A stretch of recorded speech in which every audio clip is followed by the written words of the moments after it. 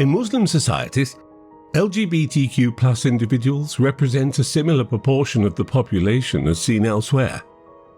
Religious principles often, however, view LGBTQ plus identities as incompatible with human nature and sinful. This creates a significant conflict, forcing many to hide their true selves.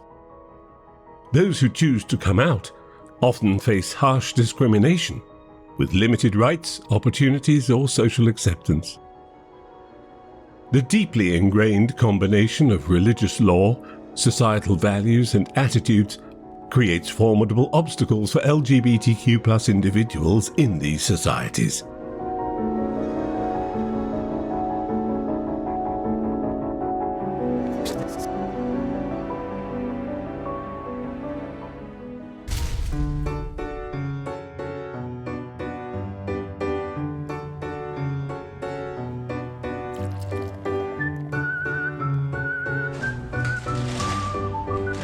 Pang, a middle-aged man in casual attire, carefully selects from his vast collection of teas and prepares to boil water to welcome his guests. This level of meticulousness and attention to detail, often seen as feminine, contrasts with traditional expectations. He can now express his identity as a gay man much more openly than when he first discovered his true sexual orientation. Discovering his homosexuality filled him with great fear. In his conservative Malaysian Chinese family, there was no way his parents would accept it. Of course, when I first came out, my parents were not very happy. At first, Pang didn't want to disappoint his family, so he sought ways to reconcile his sexual orientation with their expectations. In Singapore, he encountered a Christian church that convinced him God could alter his sexual orientation.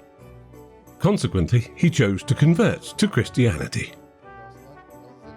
Early part of my life trying to be straight, and for 10 years I became a Christian, and I wanted to be straight because I thought being gay was wrong.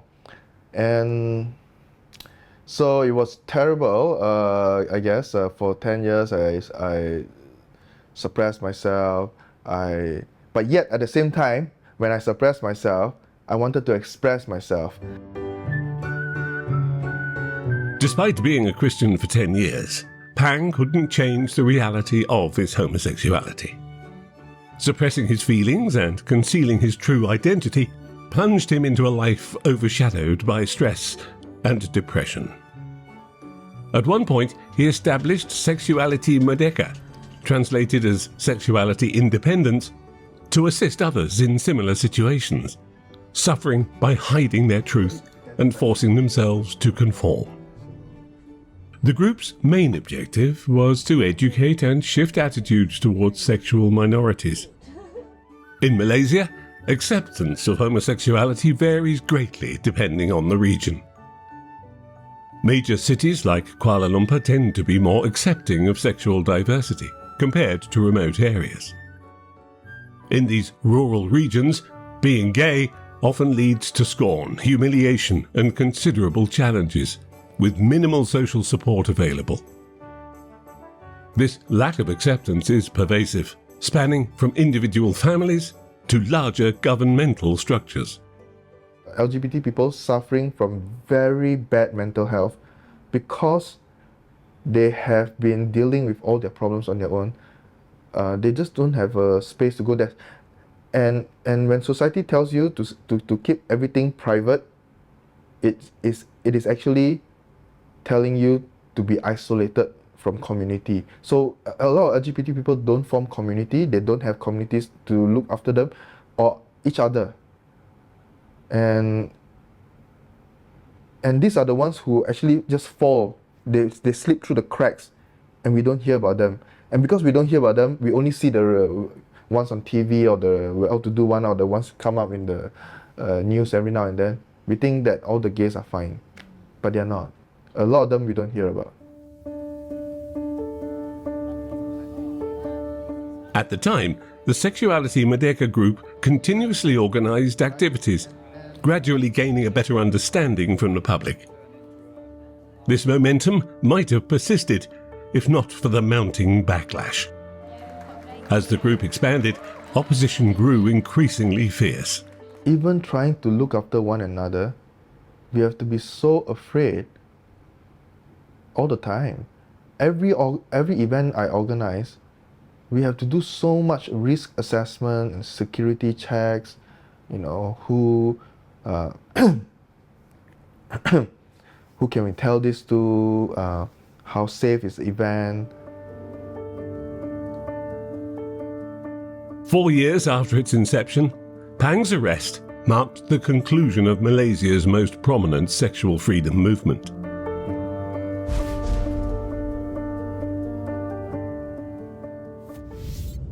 If you want to see more great content from all over the world, please like the video, subscribe to our channel and hit the bell icon. Thank you.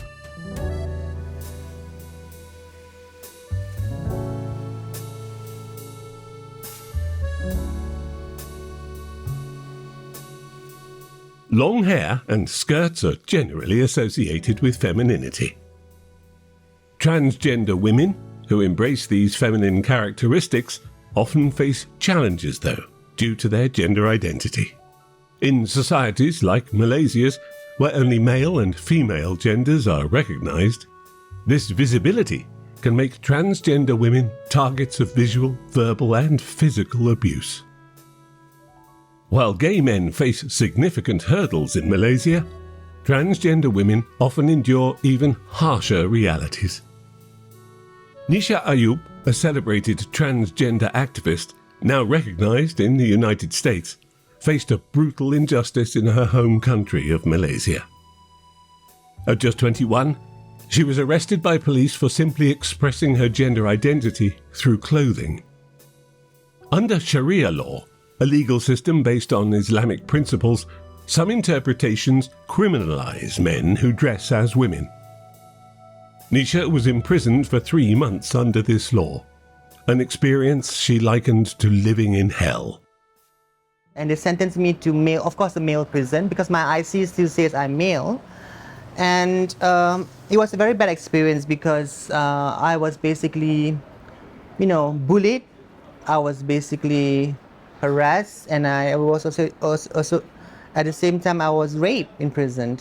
So that whole tragic experience of me, when I came out from prison, I went through a lot of things. I wanted to commit suicide. I did all kinds of stuff, but there's a point there when at the same time, after that thing happened to me in prison, when I came back, my mother started to accept me. She started to understand and see me that nothing can change me, right? So that's the positive side, right? So and at the same time, I was very, very angry. Why do people treat me like this? Her harrowing experience in prison compelled Nisha to rise up and fight for the rights of and equality for transgender women.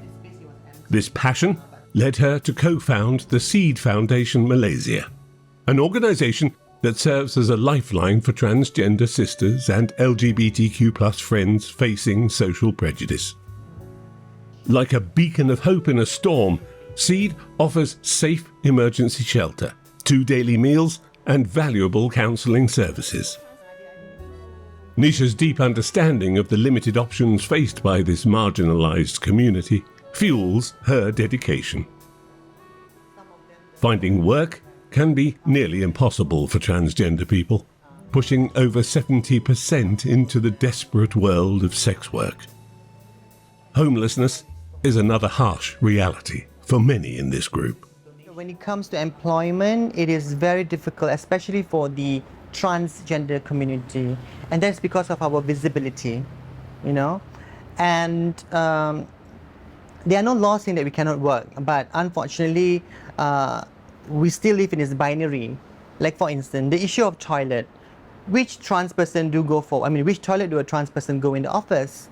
Which uniform do a trans person wear, right? So then all those complications and all those restrictions then will actually push away trans people. And sadly to say, I would say 70% trans people in Malaysia are into sex work. And it's not something that we want to do, but it's for survival.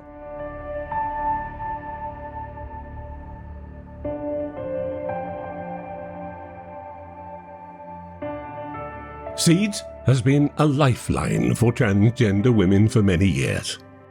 People come and go constantly, and the neighbours seem to accept their presence without issue. Nisha attributes this to the location. Kuala Lumpur is a diverse and open-minded city, compared to more remote areas where traditional gender roles are more ingrained. This relative acceptance does not, however, translate into universal societal approval. A stark reminder of this came 2 years ago, when Nisha was assaulted in her own home. I still remember September 10, 2016, I was beaten up. I was attacked at my house while I was going to work. So it was basically a planned attack. So after the incident, I had to move from my house to a secure area where there's security and everything. At the same time, I even had to change my car to the extent because people know my car, and before that people were following my car and so on. So it was really like it actually changed my life a lot.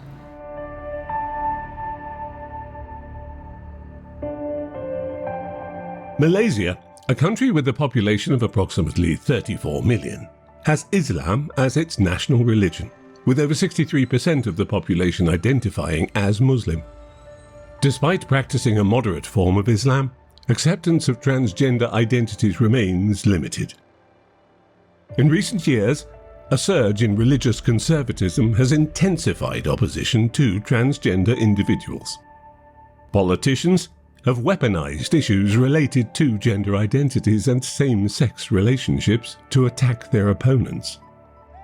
Anwar Ibrahim, the current Prime Minister of Malaysia, has endured several years of imprisonment due to court convictions for engaging in sexual intercourse with another man. He was arrested twice, first while he was serving as Deputy Prime Minister, and again while leading the opposition party. Anwar has, however, consistently denied these allegations, asserting that they were merely political maneuvers employed by his opponents to undermine him. In Malaysia, anal intercourse is considered illegal under the sodomy law. This law, which criminalizes same-sex physical relations, is a legal legacy from Malaysia's time as a British colony. Despite gaining independence from Britain over 60 years ago, and the UK having repealed these laws, Malaysia continues to enforce Section 377, because some interpretations of Islam consider homosexuality sinful. Under this law, the maximum penalty is imprisonment for up to 20 years, and there have been instances of public canings. The Malaysian state's attitude characterizes LGBTQ+ identities as abnormal or as an illness, reflected in initiatives of the Ministry of Health, such as video competitions aimed at addressing sexual confusion with the belief that it can be treated or cured. Meanwhile, the Ministry of Education organizes masculine activities, such as paintballing for those questioning their gender identity, and publishes guides to identify potentially gay individuals based on traits like wearing V-neck shirts, revealing attire, or carrying large bags. These government initiatives solidify negative perceptions and perpetuate stereotypes about LGBTQ+ people in Malaysian society. In 2018, the government ordered the removal of portraits of Pang Ki Teek and Nisha Ayub, both LGBTQ+ Malaysians, from an exhibition showcasing photographs of social activists who had inspired and contributed to Malaysia. Officials justified this action by claiming that promoting an LGBTQ+ culture conflicts with societal moral values. This incident is yet another instance of the severe discrimination against the LGBTQ+ community, which persists in Malaysian society.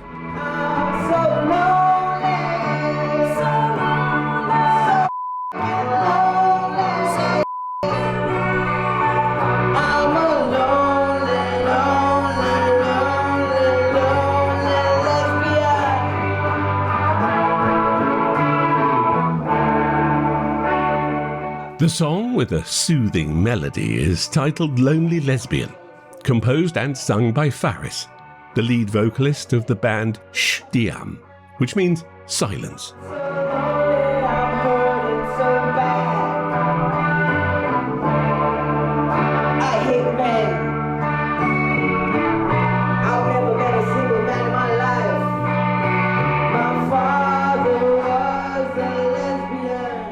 That's the purpose, of the songs. You want people to have fun and, just give the person next to you a hug, yeah. But I'm not sure, in terms of whether the person was homophobic before and then they came to our shows and then they were converted, And then I don't know about that, but I hope that it helps give people a different perspective. People like us do exist. We have normal lives like you. We have jobs, pay bills.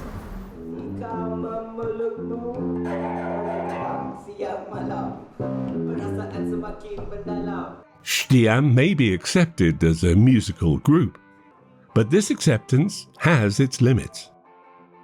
While living openly as LGBTQ+ in Kuala Lumpur can be manageable, it requires remaining under the radar.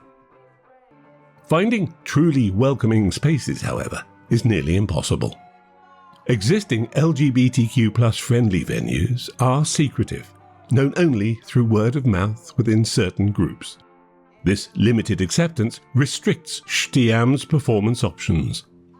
To avoid complaints, they can only play at LGBTQ+ friendly events. One of the rare designated spaces for the community in Kuala Lumpur serves as one of their few open performance venues. Even there, while the venue owners are happy to host them, they prefer to avoid interviews, for fear of trouble. This unique space functions both as a coffee shop and a handicrafts store. More importantly, it's a social hub for LGBTQ+ artists and performers. Here, they have a small space in which to showcase their talents, something they might not be able to do freely in public spaces. This haven serves as a nurturing oasis for their souls. Unfortunately, no. We don't. We used to have, like I said, I've been in the scene for a long time. We used to have quite a few spaces, but all of that is almost all of it is gone now. There was much more acceptance before because we were just us doing our thing. Didn't have. We are not a threat to anyone. We're just existing as taxpayers. Because we are taxpayers. But today I think there is a little bit of a concern within certain communities, especially maybe the more Islamic communities, that oh my God, this is going to be a lifestyle that they're going to catch like a disease, and that's not true. But unfortunately, that's what's happening.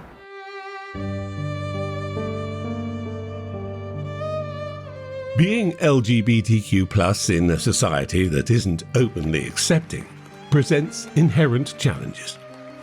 Even in tolerant environments, navigating life can be difficult, but for those facing societal resistance, it can become a dangerous struggle. Pang's story exemplifies this struggle.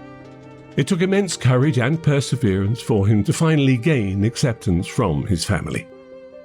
Their journey wasn't just about understanding Pang's identity. They also had to confront deeply ingrained societal stereotypes about LGBTQ+ people. This complex process spanned nearly 2 decades before Pang's family could fully embrace their son. I'm not happy. He said, I'm not happy. I want you to marry a woman and have a family. Then I said, you want me to have a wife and children, and only that would make you happy? And he said, yes. And so I said to him, I said, you know, a woman will never make me happy, but I can pretend to love her. A lot of people have done that before. We can pretend. And I guess, you know, we can have children. But because she could never love me the way I want to be loved, I will never be very happy. And as a result, I can never make her happy. And as a result, our children will not be happy. I asked my father, how much unhappiness will it take to make you happy? While progress is being made towards LGBTQ plus rights in many parts of the world, a stark contrast remains. In other regions, LGBTQ plus individuals face not only restrictions on their rights, but also oppression, threats, and violence. In many places, like Malaysia, the world of LGBTQ plus individuals can be described as extremely isolated.